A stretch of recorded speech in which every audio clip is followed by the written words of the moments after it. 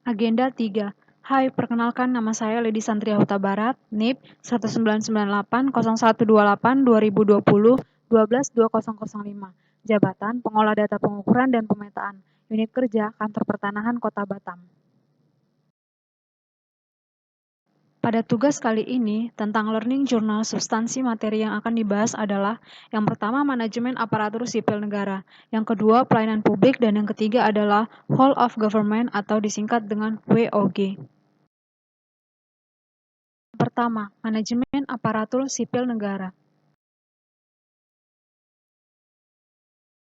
Indikator hasil belajar dari manajemen ASN yang diharapkan yang pertama adalah menjelaskan kedudukan, peran, hak dan kewajiban, kode etik dan kode perilaku ASN. Yang kedua, menjelaskan konsep sistem merit dalam pengelolaan ASN.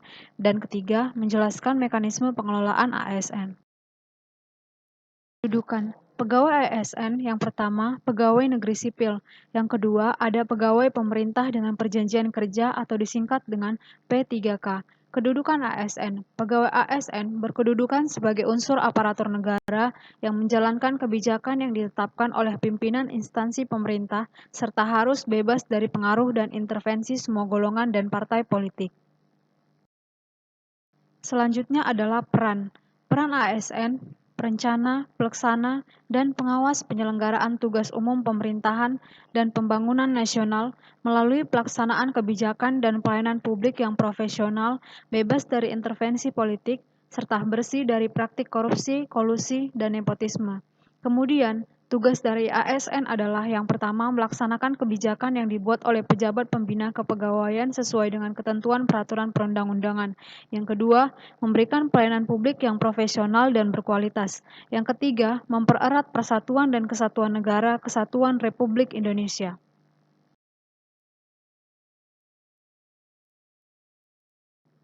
Dalam manajemen ASN, ada hak dan kewajiban yang diatur. Yang pertama, PNS. PNS berhak memperoleh gaji, tunjangan, dan fasilitas, cuti, jaminan pensiun dan jaminan hari tua, perlindungan, dan pengembangan kompetensi. Sedangkan P3K berhak memperoleh gaji dan tunjangan, cuti, perlindungan, dan pengembangan kompetensi.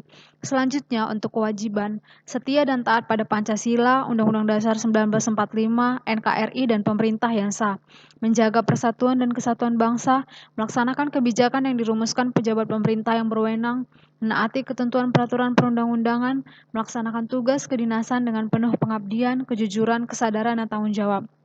Kemudian menunjukkan integritas dan keteladanan dalam sikap, perilaku, ucapan, dan tindakan kepada setiap orang, baik di dalam maupun di luar kedinasan. Selanjutnya menyimpan rahasia jabatan dan hanya dapat mengemukakan rahasia jabatan sesuai dengan ketentuan peraturan perundang-undangan dan bersedia ditempatkan di seluruh wilayah negara Kesatuan Republik Indonesia.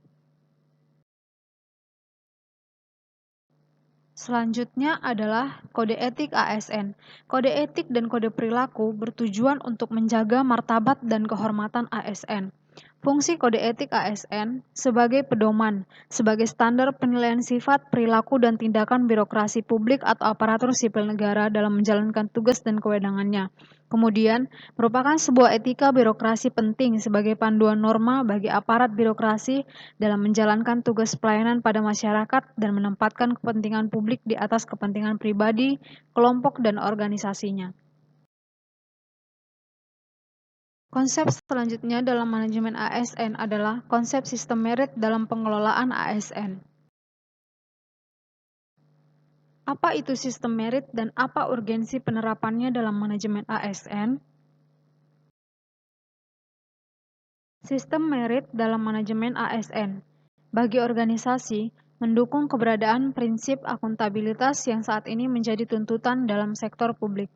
Kemudian bagi ASN, menjamin keadilan dan juga penyediaan ruang keterbukaan dalam perjalanan karir seorang pegawai. Prinsip sistem merit yang pertama keadilan dan kewajaran, kemudian objektif dan berbasis kinerja. Pelaksanaan sistem merit dalam beberapa komponen pengelolaan ASN. Yang pertama adalah penyusunan dan penetapan kebutuhan, kemudian penilaian kinerja, dan yang terakhir adalah pengembangan kompetensi, promosi, mutasi, dan penghargaan.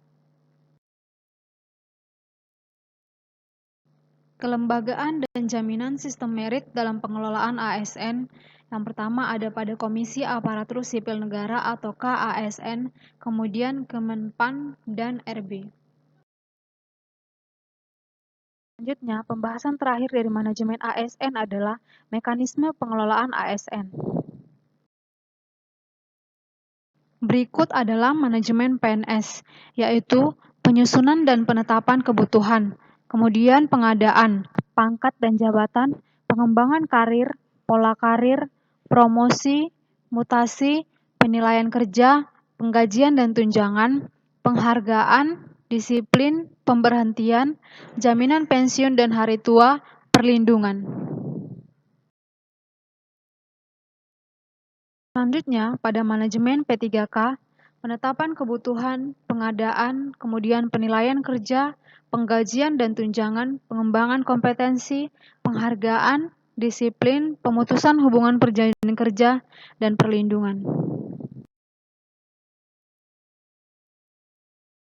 Pembahasan selanjutnya adalah pelayanan publik.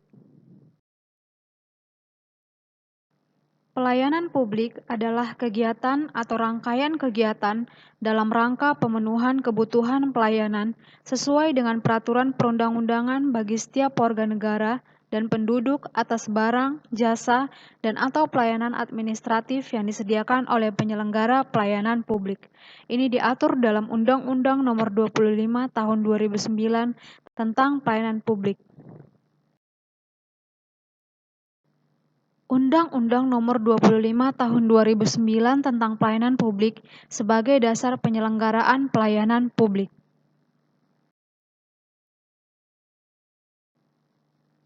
Berikut adalah ilustrasi pelayanan publik Indonesia saat ini, di mana yang pertama masih kurangnya pelayanan publik dari kantor terhadap masyarakat. Kemudian yang kedua, adanya pegawai yang masih kurang bertanggung jawab di dalam pekerjaannya.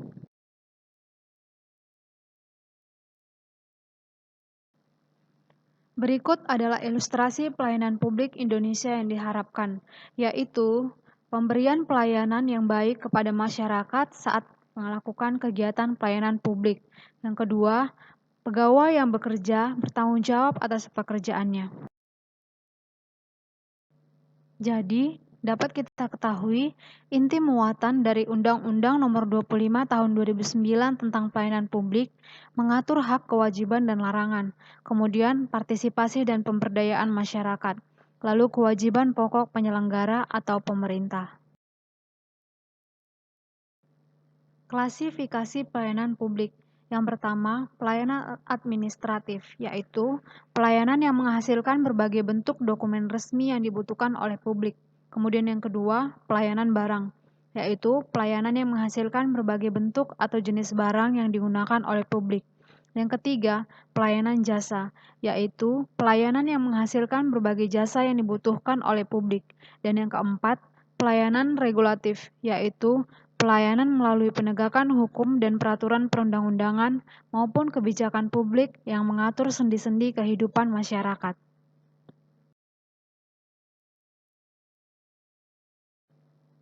Selanjutnya adalah prinsip-prinsip pelayanan publik.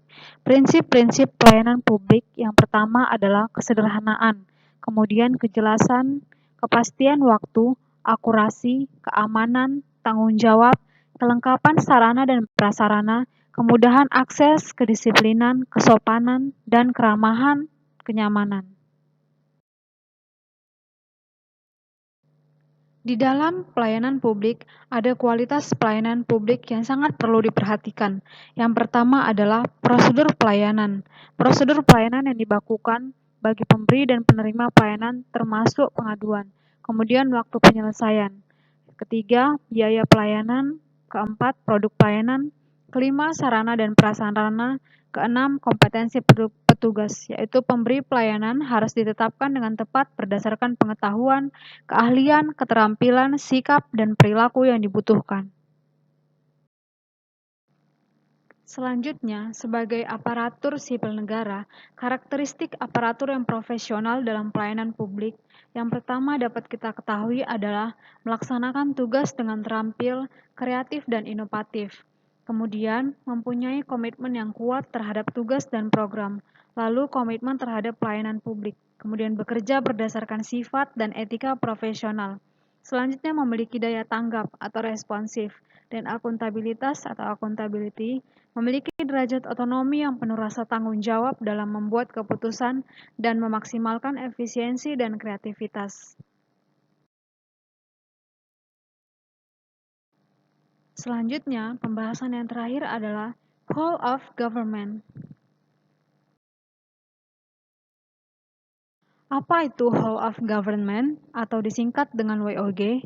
Menurut United States Institute of Peace atau USIP, sebuah pendekatan yang mengintegrasikan upaya kolaboratif dari instansi pemerintah untuk menjadi kesatuan menuju tujuan bersama, juga dikenal sebagai kolaborasi kerjasama antar instansi aktor pelayanan dalam menyelesaikan suatu masalah pelayanan. Kemudian, menurut laporan APSC, whole of government adalah agen layanan publik bekerja lintas batas untuk mencapai tujuan bersama dan sebagai respon terpadu pemerintah terhadap isu-isu tertentu. Mengapa perlunya WOG? Yang pertama, sebagai dorongan publik untuk kinerja yang good governance, kemudian keberagaman, selanjutnya ego center atau siloisasi, dan untuk pengembangan teknologi dan informasi.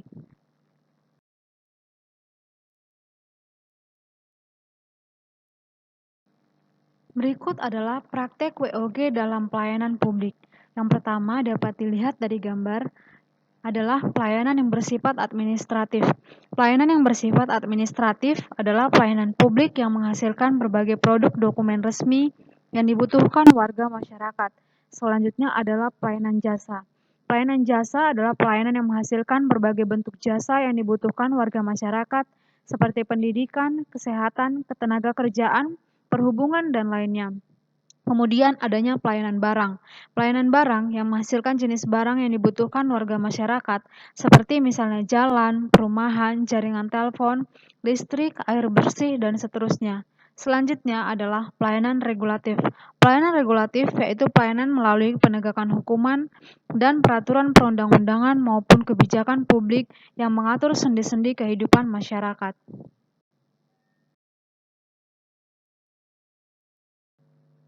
Contoh WOG berdasarkan jenisnya yang dapat kita lihat adalah pelayanan yang bersifat administratif pada kantor pertanahan, di mana masyarakat melakukan permohonan berkas, kemudian diproses, lalu menghasilkan berupa sertifikat untuk warga masyarakat, sesuai dengan yang dibutuhkan.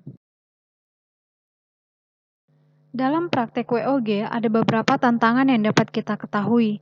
Yang pertama adalah kapasitas SDM dan institusi.